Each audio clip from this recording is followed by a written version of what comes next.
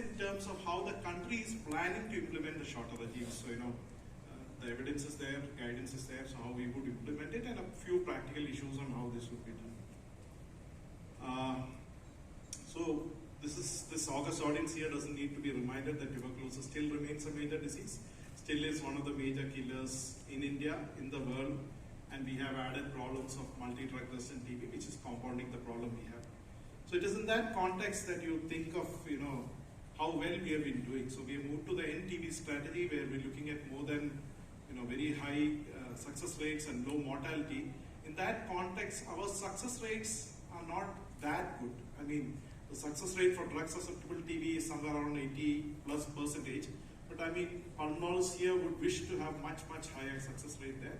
And when it comes down to obviously to drug resistant TB, you can see for H monopoly resistant TB, the success rate is not that bad. But when it comes to MDR TB, the regime that we were eagerly waiting for, the Bangladesh regime, is actually delivering only 55% success.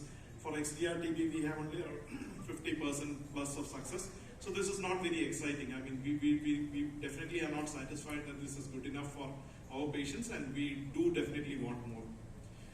In the past, regimes have been evolving from those conventional regimes which used to last for 18 months for drug susceptible TB, moving on to short course chemotherapy, where we reached a consensus that for drug susceptible TB, at least 6 months is the bare minimum treatment that should be given to TB patients. And for drug resistant TB, when we started, we were giving regimes for at least 18 months or 24 months post-culture conversion. So those used to be very long regimes. In 2008, when we started our program in Kerala, in Trivandrum and Calicut, we were giving regimes for 24 months, 27 months for ordinary MDR TB patients, and somewhere around 27 to 30 months, often even up to 33 months for our XDR patients. So those used to be very long regimes, and one used to feel very sorry for the patients. So in that context, what do we need? So what we need is patients to be able to take their regime better. So in that context, what is desired is that you need shorter regimes. So this is something your patients will tell you. Generally, the poor patient, the ordinary patient may not talk to you, but when you have a doctor as a patient, which happens in MDR TB, when you have a nurse as a patient, they definitely demand that, this regime that you're giving to me is too long. I don't want such a long regime. Some of the doctors do read up when they come to you and they say there are other regimes out there which are much shorter. Why are you not offering me that regime? So then you have to explain that that is not national policy and all that. But definitely the patient definitely wants shorter regime. And you also want regimes which have less drug, side effects. You also want, it's not you and me who wants those injectable-free regimes, but from the program point of view, when it comes to operationalizing regimes, the DDG India will definitely ask you to give me injectable-free regimes. So it is in that context that we are working.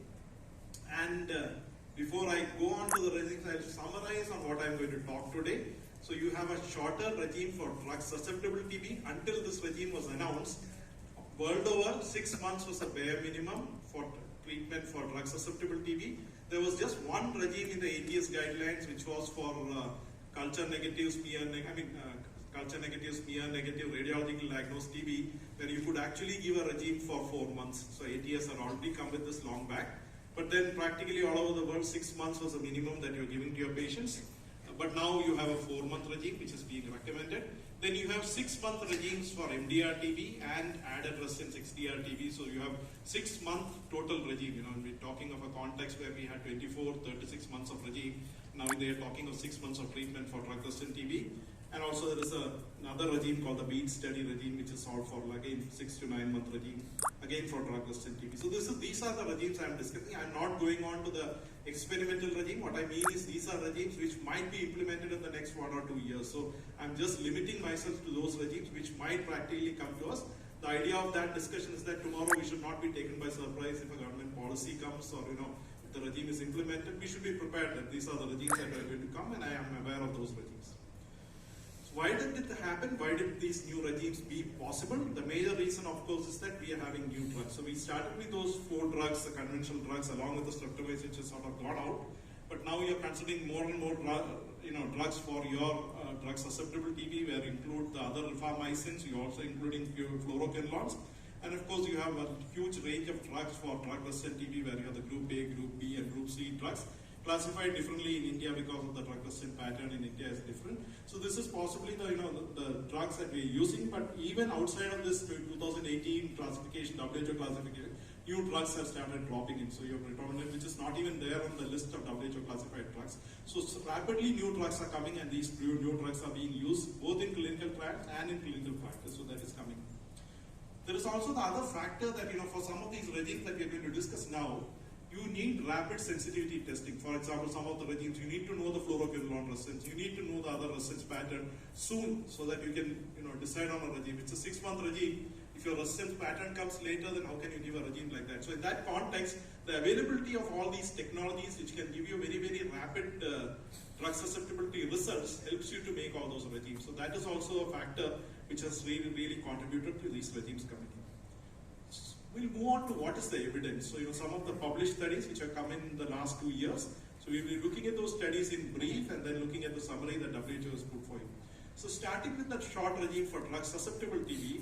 So this particular study actually compared 2 different regimes, the NEJM publication, which actually looks at one regime which has rifampicin instead of rifampicin, which we normally use, along with all the other 3 drugs. And there is another regime which they tested, which was a rifampicin along with moxifloxacin. So again, this was regime for 4 months or 17 weeks. So those were the 2 regimes that were compared, along with the control, which is actually the conventional 6-month regime that we're still giving to our patients. So these are 3 limbs being compared, and very well done study, a study which would, at least in postgraduate departments, I would definitely recommend that please discuss the study in your journal club, because it's a very, very interesting analysis that you have.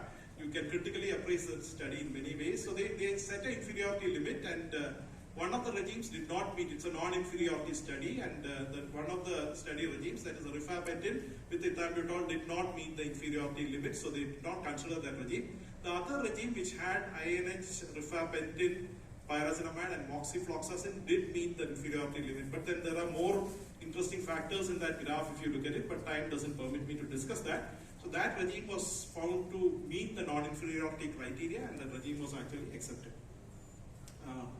But you can look at, the table, if it was not visible, if you can look at the survival graph, you can see that the regime at the bottom is still our conventional regime, the 6-month regime, which is actually doing better than the 4-month regime. But the non-inferiority trial allowed for the 4-month regime also to be accepted. Then we'll move on to the drug resistant TB, and the first study which came on in 2020 is a NIC study, again an NEJM publication, very well quoted study. The NIC study actually compared the BPAL regime, that is bedaquiline, ritonavir and linezolid, and they found that this regime works very well. The interesting thing about this is that study participants in this study were either treatment non-responsive, that is at the end of their MDR treatment or whatever treatment, they were not responding to treatment and they were given this regime, or you had XDR TB patients with added resistance. So those were our difficult groups, so how do you treat a patient who has failed your MDR regime, or how do you treat a patient who has many other resistance in addition to the MDR? In this group, this regime gave you excellent results. So that was what actually excited people. For this, almost 90% success in such a group was extremely exciting, and the fact that you are giving only 6 months of treatment. So what more can you ask for?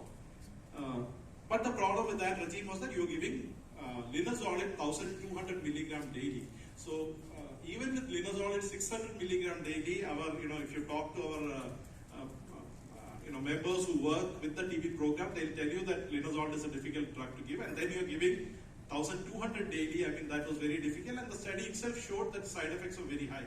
So in that context, they went ahead and they did a new study called the Z-NIC study, which is the next generation study of the NIC study, where they actually had 4 regimes now. So you had one regime where they were giving linezolid 1200 for the entire 6 months. You had one limb where you're giving linezolid 1200 for the first 2 months. And then you had another limb where linezolid 600 was given for the entire 6 months. And then you had another limb where linezolid 600 was given only for the initial phase. So you had 4 different limbs, and they were comparing between the limbs how well the 4 limbs would compare.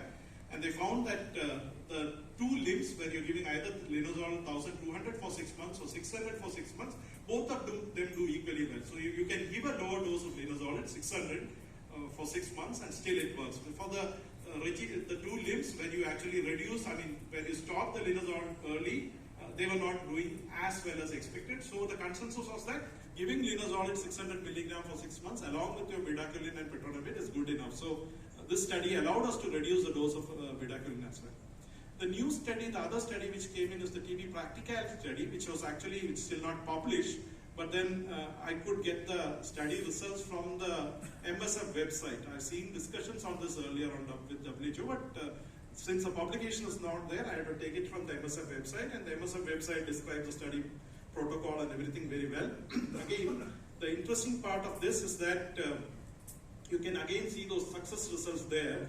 89% in your MDR TB patients with this new regime of 6 months, as compared to the 52% in your conventional regime, whatever regimes you are still giving, and those are the regimes that we are giving currently in India.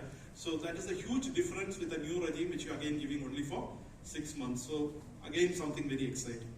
And the last study that I am discussing is a study from India. Dr. Padma and her team have done this BEAT study. And this study is interesting because all the other 3 studies, when you discuss, always people would say that where is the Indian data? So why don't you do it in India and then replicate and then show that we put it into policy? But this study is easily doable because the results are easily applicable for us because it was done in India by the NART team, the ICMR-led study, very good methodology and everything is good.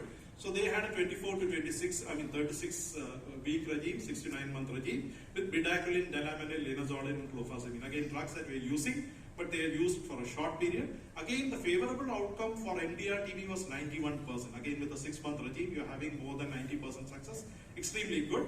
For XDR TB, it's much lower than the other studies that came in, but again, it's somewhere around 69%, acceptable, because currently we have only somewhere around 57%. So all these studies have shown the evidence that it does really work, and then probably it's doable. Now the question is, how do you take this evidence into practice guidelines? And then WHO is very rapid with coming on